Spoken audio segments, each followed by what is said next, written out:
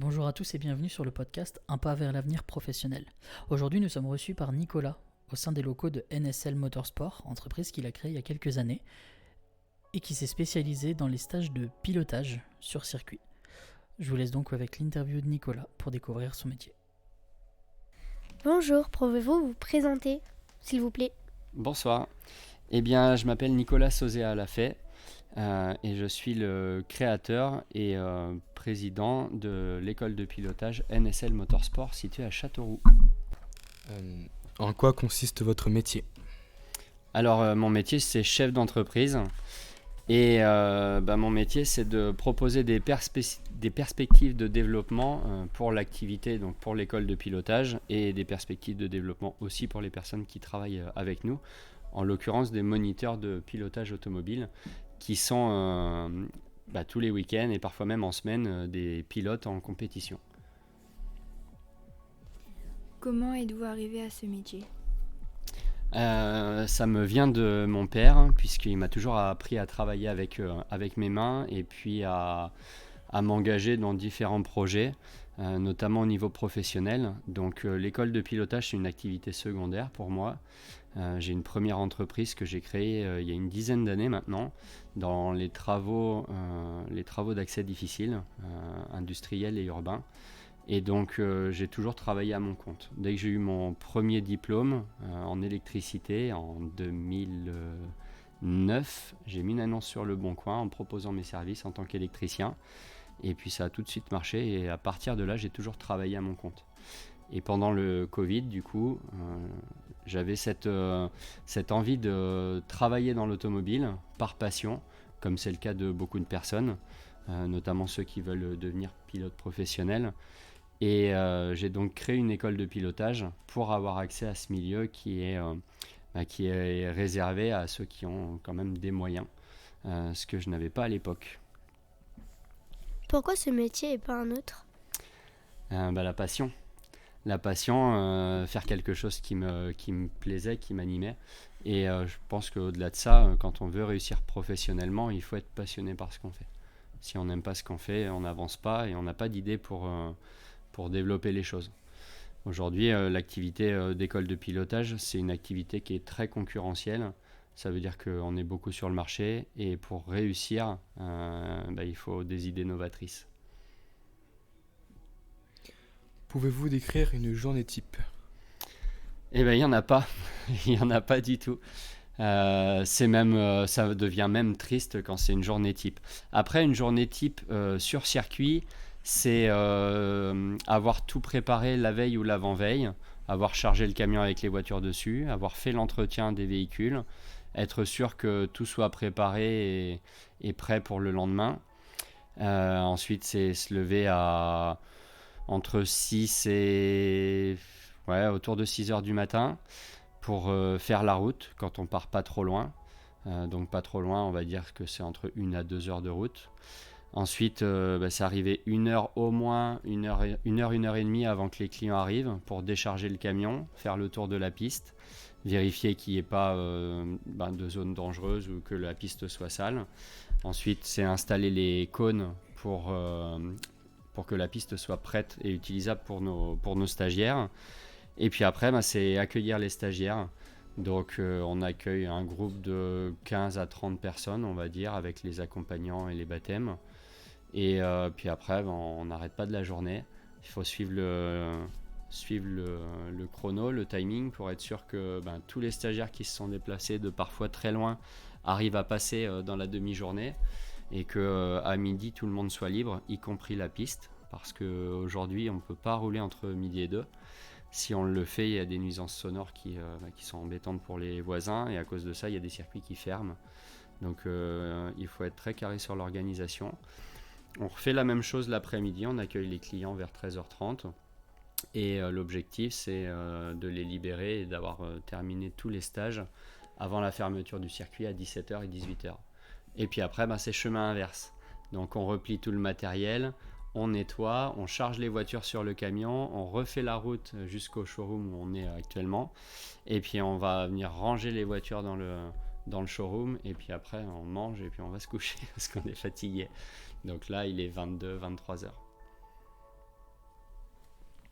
Depuis quand faites-vous ce métier? Eh bien, alors le métier de chef d'entreprise, du coup, ça fait depuis que j'ai 18 ans. J'en ai 33, donc je ferai pas le calcul parce que je suis fatigué, mais ça fait une bonne quinzaine d'années. 18, ouais, presque, ouais, 15 ans. 15 ans, et puis pour l'école de pilotage, ça va faire 4 ans à peu près. Où pratiquez-vous la conduite sur circuit? Alors, on le fait sur les circuits qui nous entourent. Donc, le plus près de Châteauroux, c'est le circuit de La Châtre, qui est à 40 minutes. Après, on a le circuit de Mornay, qui est à côté de Guéret, qui est un très beau circuit, parce que c'est dans un cadre assez particulier. On est dans le parc d'un château, en plein milieu de la Creuse, donc c'est verdoyant, c'est assez vallonné. Et c'est un circuit qui est technique et assez rapide, donc hyper intéressant pour nos stagiaires. Après, on roule aussi sur le circuit de Lurcy-Lévis, qui lui est à 2h, 2h30 de route du côté de Nevers. Et après, en fait, c'est tous les grands circuits qui sont en région centre. Donc ça va être Magny-Cours, qui est plus connu, le Val-de-Vienne. Ça nous arrive aussi de rouler sur le circuit du Mans, ou un petit peu plus au sud, du côté de Clermont-Ferrand. Quel type de voiture avez-vous conduit? Eh bien, un petit peu toutes, même au-delà des voitures. Moi, j'adore le côté technique, que ce soit la mécanique ou les principes qui sont complètement différents d'un véhicule à l'autre. Par exemple, un véhicule qui a un moteur à l'avant ou qui a un moteur à l'arrière, qui va avoir 2 roues motrices à l'avant ou à l'arrière, et qui va avoir un équilibre différent, une motricité différente. On a un camion aussi porte-voiture, qui permet aussi d'avoir des notions complètement différentes sur les transferts de charge. Ça, c'est une des premières notions qu'on aborde dans nos stages de pilotage, puisque le principe, c'est de comprendre la dynamique d'une voiture. La dynamique de la voiture, c'est que forcément, elle n'a pas le même équilibre quand elle est à l'arrêt, quand elle est lancée à pleine vitesse et qu'elle prend un virage, ou quand elle est en phase de freinage ou d'accélération. Et sur un camion avec 15 tonnes de chargement, ça a encore un impact différent. Donc quel type de voiture? Un petit peu tous les types. J'ai jamais fait de monoplace, donc type Formule 1, mais j'espère bien que ça va arriver rapidement. Quelle est la voiture la plus puissante que vous avez conduite? Eh bien, je dirais une Porsche Taycan Turismo Turbo ou Turbo S. Donc c'est les dernières générations de Porsche en version break.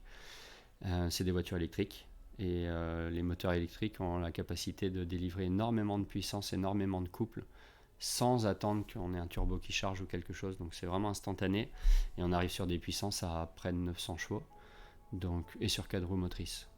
Donc je pense que c'est l'essai le plus puissant que j'ai pu faire. Quel est votre salaire? Alors, mon salaire, c'est assez rigolo. C'est pas que je veuille pas répondre à cette question, c'est que mon activité première me permet de gagner ma vie.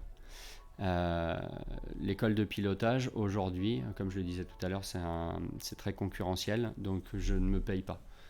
Et au-delà de ça, ça dépend des années, ça dépend des sorties, mais c'est une activité aujourd'hui qui est tout juste à l'équilibre financier. Donc si je me payais, ça posait un problème financier.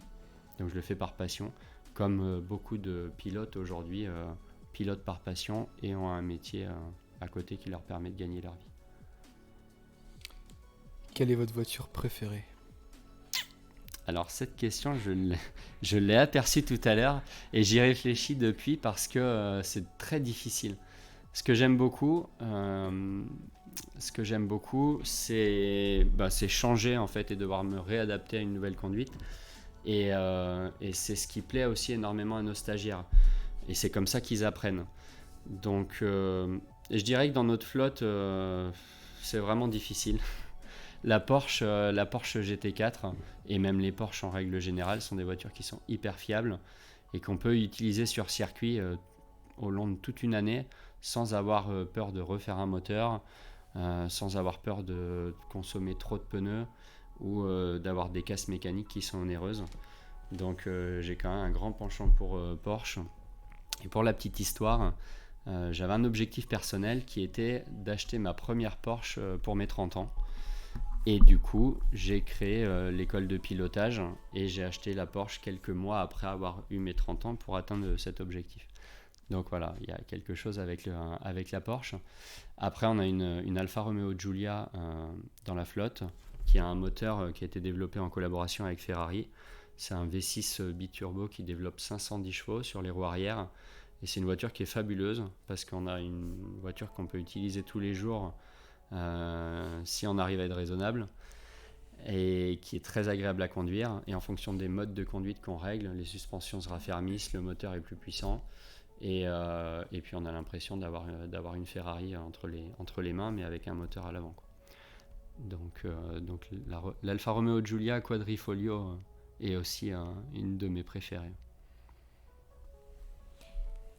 Quelle voiture rêvez-vous de piloter? Je dirais une 918, une Porsche 918.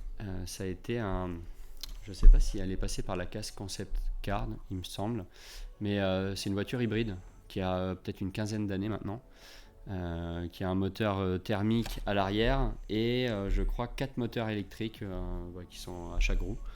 On avoisine les 1000 chevaux sur certaines configs et c'est une Porsche. Donc ouais, ça c'est mon rêve. Comment ça se passe au niveau de compétition? Alors, le milieu de la compétition est très très vaste. Déjà parce qu'il y a énormément de disciplines différentes. Et on va dire qu'il y a 3 sphères. La première qui va être réservée un petit peu aux amateurs, dans laquelle on va trouver des équipages, des toutes petites écuries où parfois le pilote fait aussi sa mécanique lui-même. C'est lui qui surveille les chronos, c'est lui qui fait l'entretien de la voiture toute l'année. Et il se déplace tout seul avec son camion, le matériel dedans, un plateau et la voiture dessus pour aller faire les compétitions. Jusqu'à des teams qui sont organisés avec plusieurs personnes, une personne dédiée sur chaque poste et qui font une saison complète qui peut aller, qui peut faire une quinzaine de courses dans l'année, voire plus.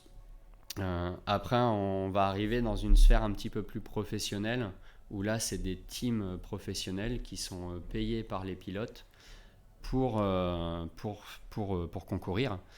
Et donc, au sein du team, sur une année, il peut y avoir un pilote qui fait la saison complète sur un véhicule, mais aussi il peut y avoir 15 compétitions et 15 pilotes différents, voire plus quand on arrive sur des endurances.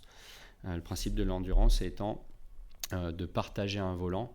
Donc s'il y a 1 heure de conduite à faire, chacun fait 20 minutes et du coup on a 3 pilotes. Donc ça dépend beaucoup des catégories. Donc ça c'est la catégorie pro, on va appeler, ou pro amateur, puisque ce sont des amateurs qui pilotent, mais ce sont des professionnels qui encadrent et qui font vivre la compétition. Et après on a la dernière sphère, qui est la sphère 100% professionnelle, où les pilotes sont des pilotes professionnels, c'est-à-dire que ce sont des personnes qui sont payées pour conduire. Et là, en France, il y en a très peu. Je ne connais pas le nombre exact, mais c'est moins d'une quinzaine. Et ça va être des pilotes qui sont payés par des constructeurs ou payés par des teams ou des sponsors pour concourir. Dedans, on va trouver Sébastien Loeb, on va trouver les pilotes de Formule 1, on va trouver ces gens-là.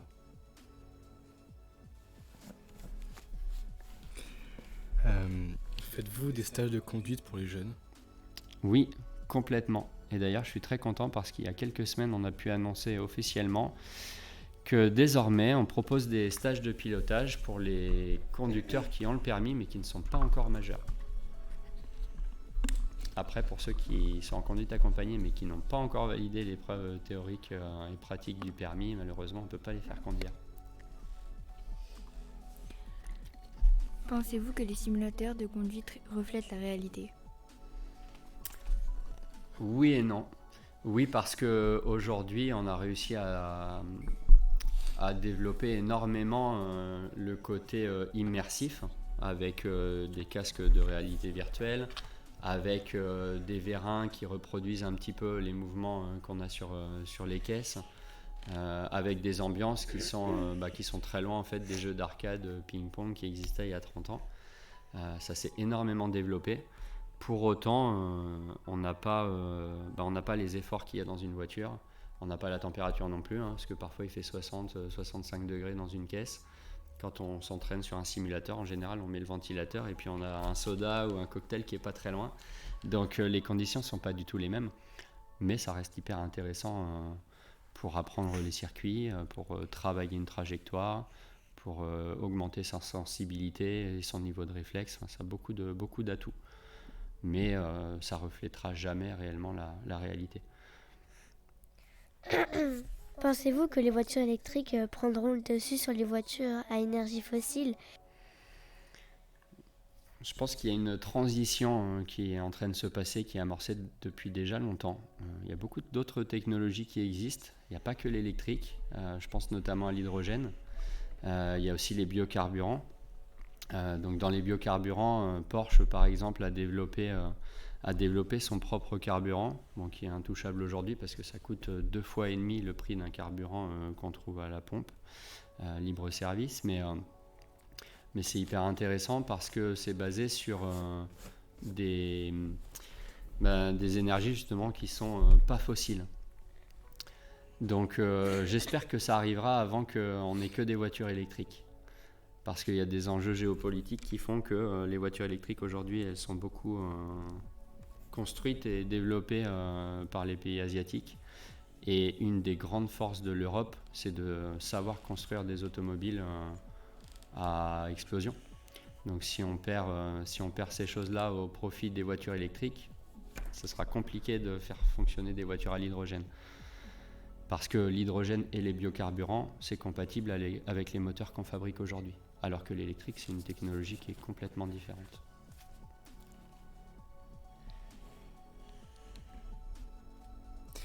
Quelle voiture recommanderiez-vous à un jeune conducteur? Une 106 avec 90 chevaux et une boîte 4 vitesses. En fait, je pense qu'on apprécie les super voitures quand on a touché à tout. C'est comme le fait d'apprécier les grandes vacances quand on a travaillé une année scolaire complète pour réussir ses études. Si on était en grandes vacances tout le temps, on n'apprécierait pas. Au bout de 2 mois, je pense qu'on se lasserait. Enfin, moi, une journée à rien faire, je peux pas. Donc, il faut du travail pour la récompense. Au même titre qu'il faut commencer par une voiture qu'on maîtrise pour petit à petit évoluer par quelque chose qui est un peu plus sympa à conduire. En général, on a des souvenirs dingues dans une 106 ou 309 ou une vieille voiture. Pour ou contre les limitations de vitesse sur l'autoroute, car en Allemagne, il n'y en a pas. Très bonne question. Alors pour le coup, moi je suis fils de monitrice auto-école. Une partie de la passion automobile vient de ma mère d'ailleurs. C'est compliqué de répondre. En fait, c'est possible que s'il y a une éducation qui va derrière. Aujourd'hui, le code de la route dit que dans un rond-point, on doit mettre ses clignotants et si on va tout droit ou à droite, il faut emprunter la voie de droite. La réalité, c'est que quand on va tout droit, tout le monde coupe et personne ne met son clignotant. Et ça, c'est une question d'éducation.